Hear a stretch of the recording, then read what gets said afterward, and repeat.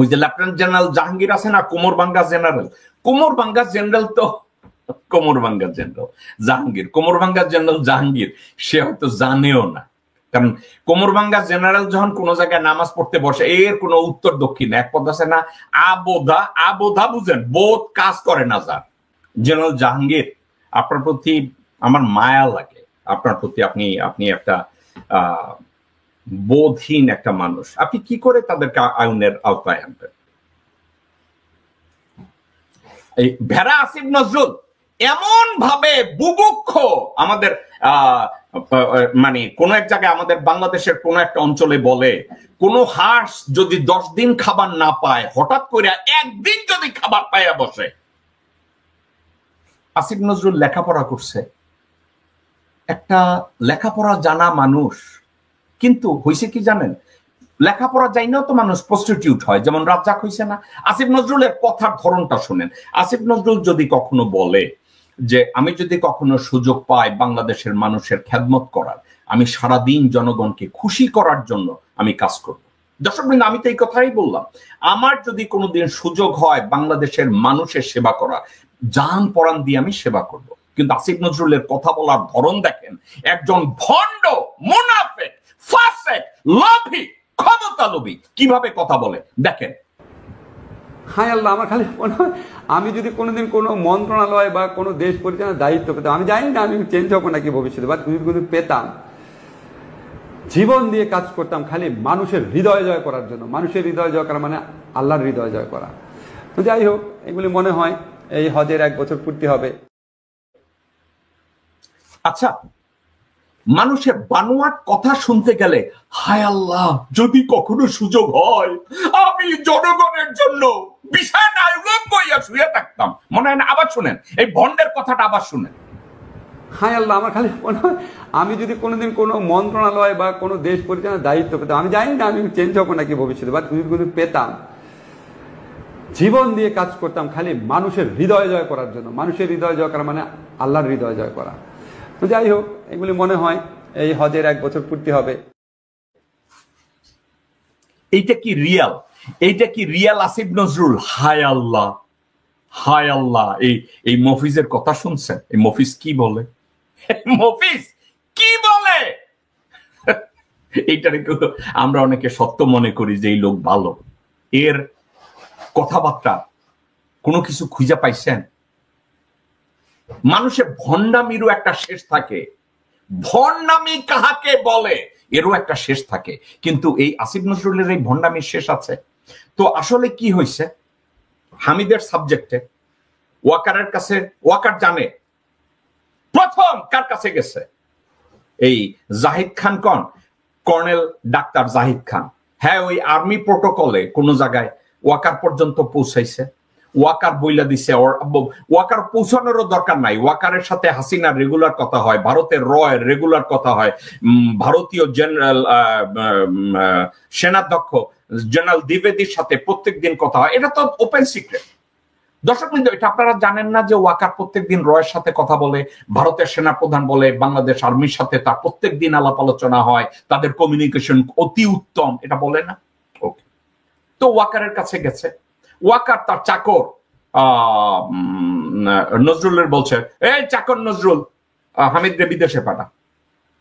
তো হামিদ রে বিদেশে পাঠানোর জন্য আসিফ নজরুল কি করছে, ওই যে লেফটেন্যান্ট জেনারেল জাহাঙ্গীর আছে না, কোমরভাঙ্গা জেনারেল, কোমরভাঙ্গা জেনারেল তো কোমরভাঙ্গা জেনারেল জাহাঙ্গীর, কোমরভাঙ্গা জেনারেল জাহাঙ্গীর সে হয়তো জানেও না।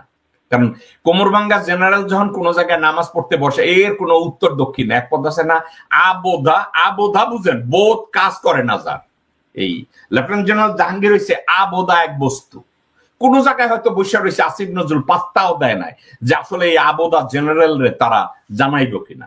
তো তারা হয়তো লেফটেন্যান্ট জেনারেল জাহাঙ্গীর, আমি এই লোকটার দিকে তাকাইলে আমার একটু খারাপ লাগে, এই তো একটা আবোধা গোলালো, এর ওইখানে বসাইছে কেন জানেন, এই আব্দুল রে, যাতে এই আব্দুল দুনিয়া সম্পর্কে কোনো খেয়াল না করে।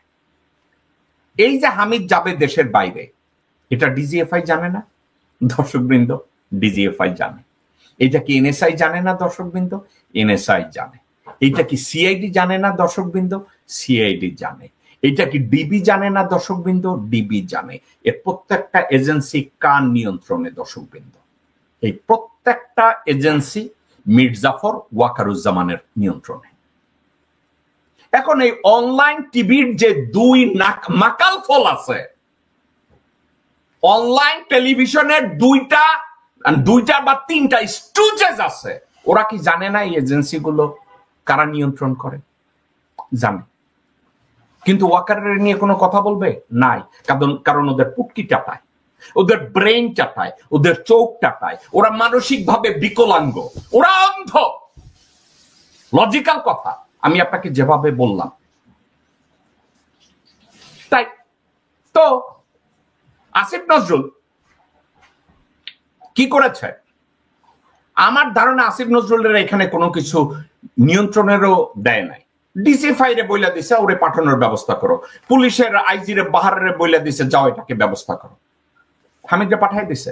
ডক্টর ইউনূস সাহেব হয়তো জানছে তার পরের দিন। আমার কথা বুঝতে পারছেন? তো এইটা নিয়ে এই নিরীহ সদু লোকটারে যখন ধরছে জেনারেল জাহাঙ্গীর, সদু লোকটায় কি কইছে শুনেন। রাষ্ট্রপতি আব্দুল হামিদ গতকাল চলে গেছেন, হত্যামামলার আসামি। আজকে আপনিও শুনেছেন যে আপনার মন্ত্রণালয় হয়তো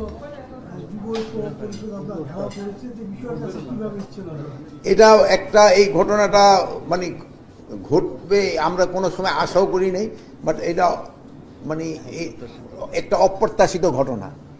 এটার জন্য যারা দায়ী তাদের আমি অবশ্যই আইনের আওতায় নিয়ে আসবো।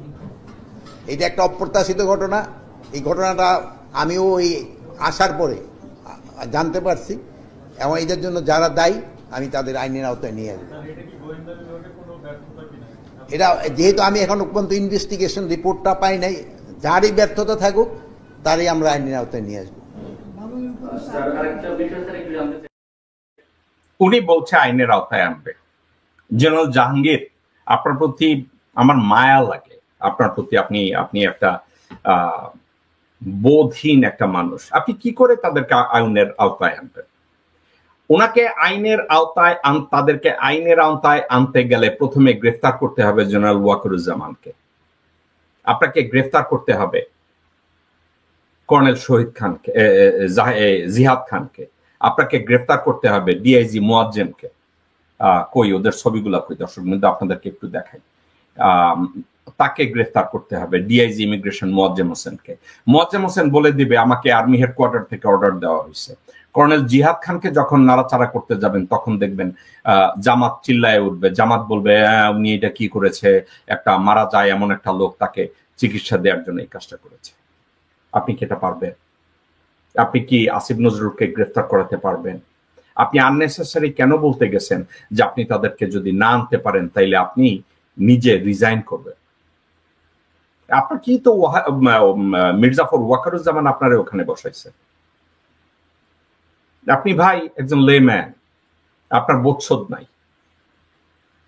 আপনি ভালো কাজ করছেন না খারাপ কাজ করছেন আল্লাহ জানে, বাট আপনার খুব ক্লোজ একজন বন্ধু জাহাঙ্গীর সাহেব আমাকে বলছে আপনি একজন সৎ মানুষ। না, আমিও তার কথাটাকে ধরে নেই, কারণ যে লোক বলছে সে আপনার ব্যাচমেট, আপনারা হয়তো একই রুমে থাকতেন। সে বলছে যে আপনি অনেক ভালো মানুষ। তো আপনি কেন বলছেন যে আপনি রিজাইন করবেন?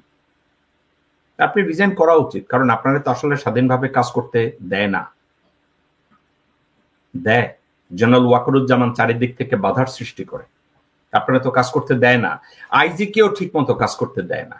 তো আপনারা এই দায়িত্ব নিচ্ছেন, অথচ কাজগুলো আপনারা ঠিক মতো করতে পারতেছেন।